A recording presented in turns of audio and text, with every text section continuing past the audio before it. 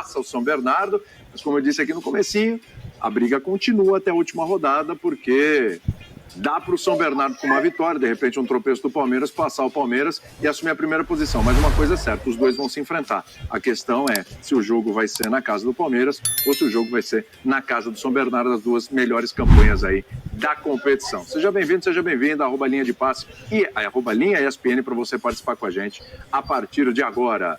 André Kfouri, boa noite, André. Boa noite, por que é tão difícil ganhar do Palmeiras? É porque o Campeonato Paulista, desse nível aí, não dá para exigir muito. Boa noite, William. Boa noite, meus caros. Uma ótima noite a todos. Excelente semana desde já. Não é que é tão difícil ganhar, é difícil empatar com o Palmeiras. Exatamente, é muito difícil. E no Allianz Parque é difícil fazer um gol no Palmeiras. O Ferroviária fez, né? Foi o primeiro gol que o Palmeiras levou em casa no ano. É. Então, assim, para começar a conversa, esse gol no finalzinho, é verdade, a Ferroviária teve uma chance que não foi uma coisa assim muito clara, até para empatar o jogo logo depois do gol, já a partida no final. Mas o gol da Ferroviária é o primeiro gol que o Palmeiras leva no Allianz Parque nesse ano.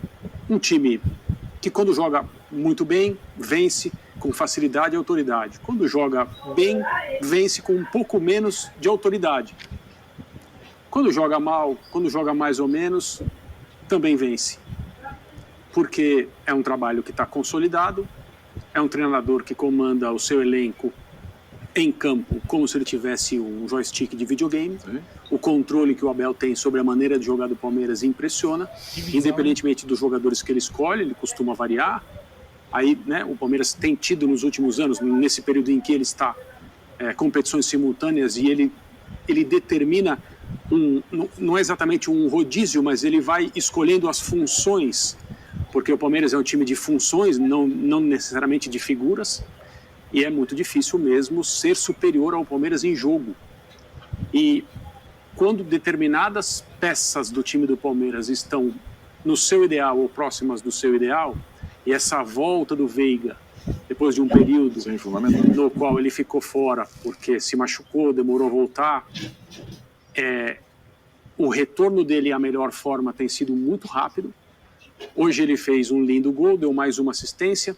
Os números dele impressionam nas últimas rodadas. Assim, ele tem 5 assistências nos últimos 4 jogos, para 4 gols do Rony e 1 do Menino, que foi hoje, todas em jogadas aéreas.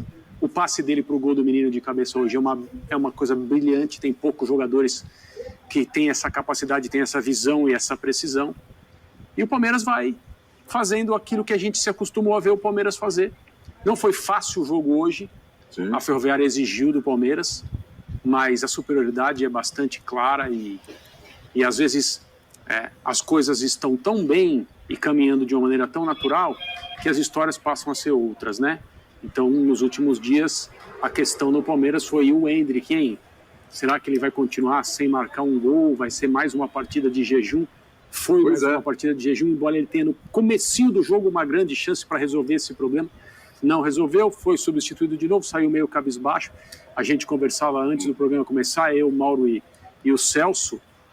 Não há nada mais natural na vida de um jogador em início de carreira do que passar um período em que as coisas não acontecem como ele quer e as pessoas que gostam dele querem que aconteça. Claro. Né? E às vezes também se corre o risco, acho que no caso dele até compreensível, por ser um jogador já negociado para jogar na elite do futebol e tal, com uma perspectiva absurda, a coisa ganha uma proporção maior. Mas não há nada anormal acontecendo com o Endrick. A gente já viu isso tantas vezes. É que com ele o papo é um pouco diferente. A lupa tá gigante ali em cima, e não seria diferente. Bueno, boa noite. É impressionante, a gente vai falar desses personagens do Endrick, claro, a gente vai falar do Rafael Veiga, vamos falar do Dudu também, que hoje se igualou ao Marcos, né, em número de jogos aí nesse século, que é outro ídolo absurdo assim na história do Palmeiras. Mas assim, é impressionante como as coisas no Palmeiras, elas vão... A gente meio que já espera isso do Palmeiras. Então assim, começa o ano, o Palmeiras tem empate com o São Bento, ali aquele comecinho, um burburinho, o Palmeiras já se ajeita, pega a Supercopa, faz o que se esperava dele, foi lá, vence o Flamengo, que era o grande desafio, já se acerta no Campeonato Paulista, aí vem aquela, mas saiu o Danilo, olha a pressão, não tá jogando bem porque não tem o Danilo, porque não tem a reposição, a Scarpa e tal. Tudo isso também é abafado, a história do Endrick me parece bem até administrada, porque também é onde tem um burburinho, não tá fazendo gols, etc. E o Palmeiras é um time, assim, com uma regularidade impressionante e que consegue administrar todas essas que poderiam ser crises. Num outro time, o Palmeiras é tudo bem administrado. Vê há quanto tempo... Andrei, essa semana. Não deu certo o Palmeiras não quer não aceita essa forma de contrato. Ok, vai esperar mais um pouco para tentar outro. É impressionante a regularidade do Palmeiras e como é difícil ver esse time se desestabilizar, hein, Bubu? Tudo bem? Tudo legal. Boa noite, William, presidente Mauro, André, professor Celso, fã de esporte. O Palmeiras é o único invicto do Campeonato Paulista. Depende apenas de si para ter a melhor classificação geral. Tudo indica, né, vai ser um jogo contra o São Bernardo no Allianz Parque, o grande jogo das quartas de final, né, pelas duas campanhas, parece ser.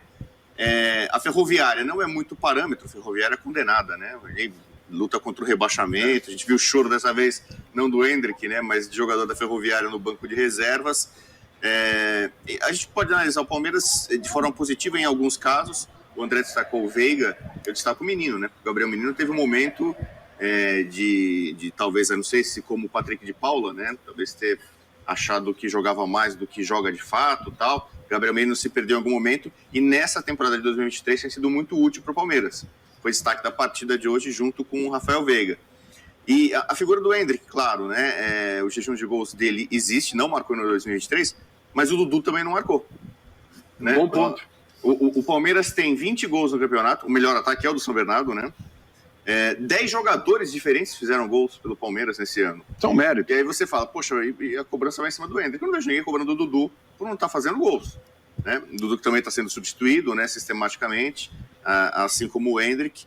Então o Abel não conseguiu tantos reforços. E ele não queria, ele dizia, né? Ele gosta de trabalhar com o elenco mais enxuto. Não vão chegar muitos reforços. Chegar 1 ou 2, olha isso. Lá.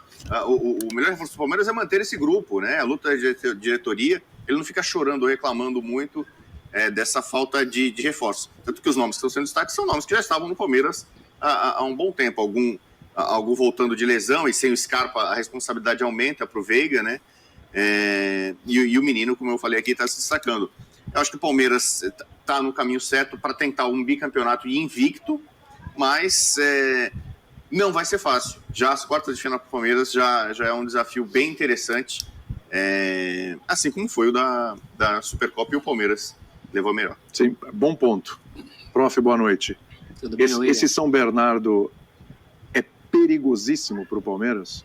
Um abraço para os companheiros, fãs do esporte. É perigosíssimo para qualquer um. Já ganhou até para o Palmeiras? Já ganhou do Corinthians. Empatou com o Santos, ganhou do Corinthians e ganhou do São Paulo. Ganhou do Corinthians, ganhou do São Paulo. Exatamente. Então, mas é o Palmeiras, né, prof? É um time que já mostrou força. Claro que time por time, nesse campeonato, inclusive, o Palmeiras só não é mais favorito porque é um campeonato onde nem todos jogam contra todos. Depois, em um jogo, você pode colocar a perder todo o ano. O Palmeiras, em algumas partidas, passou por maus bocados, em que conseguiu se superar. E, eventualmente, numa partida contra o São Bernardo, na semifinal ou na decisão em que isso aconteça, pode mudar o rumo da taça. Mas, pelo que foi apresentado até aqui, por mais que o São Bernardo tenha feito esse esforço hercúleo, porque não é fácil conseguir o que o São Bernardo conseguiu, né? O Márcio Zanardi está fazendo um belíssimo trabalho. É um time que está na frente hoje de todos os outros grandes, merece respeito. Mas o que está acontecendo com o Palmeiras não acontece em nenhum outro clube brasileiro. A gente falou aqui, a última derrota foi pelo Campeonato Brasileiro, quando podia perder. Lá para o Inter, no fim do campeonato anterior. Foram quantos derrotas brasileiros? 4? Atlético Paranaense. Atlético Paranaense, o Internacional na última rodada. Talvez 3, né? 3 não lembro de outra. Né? São raríssimas as derrotas e é o mérito de um time que leva sempre o jogo a sério. Dentro desse campeonato, o Palmeiras jogou todas as partidas com a mesma seriedade. E dentro das partidas, a seriedade continuou. Hoje vira 1-0 contra a Ferroviária. O Palmeiras continuou em cima da Ferroviária, ignorando essa coisa do placar que muitos clubes, muitos times jogam com essa possibilidade do placar, né? Sim. Substituições, um pouco antes, um pouco depois para fechar. O Palmeiras é aquela toada e não é por acaso. Não é por acaso que hoje o gol da vitória sai com um entrosamento ali entre Marcos Rocha e Rafael Veiga. É só uma das armas que essa equipe tem. Então, não dá a bola parada, o escanteio do Palmeiras, e quem marca o escanteio do Palmeiras. O escanteio do Palmeiras são vários escanteios. O Palmeiras não é um time de uma jogada só, de uma bola só. é um time automatizado no bom sentido. Né? Não é um time de autômatos, de robôs. Não é isso que eu estou falando. Estou falando que os movimentos do time do Palmeiras são automatizados, porque um já sabe onde o outro está e o que fará. Por uma variedade isso é treinamento, isso é convivência, isso é tempo de trabalho, e isso é mérito do técnico que consegue. Olha que loucura que é você trabalhar com tanta gente que enxerga o jogo diferente e conseguir automatizar movimentos contando com a participação de tanta gente diferente. A tal da bola na área, para o cabeceio, seja em bola parada ou não, pode contar com os 2 zagueiros, pode contar com o Rony.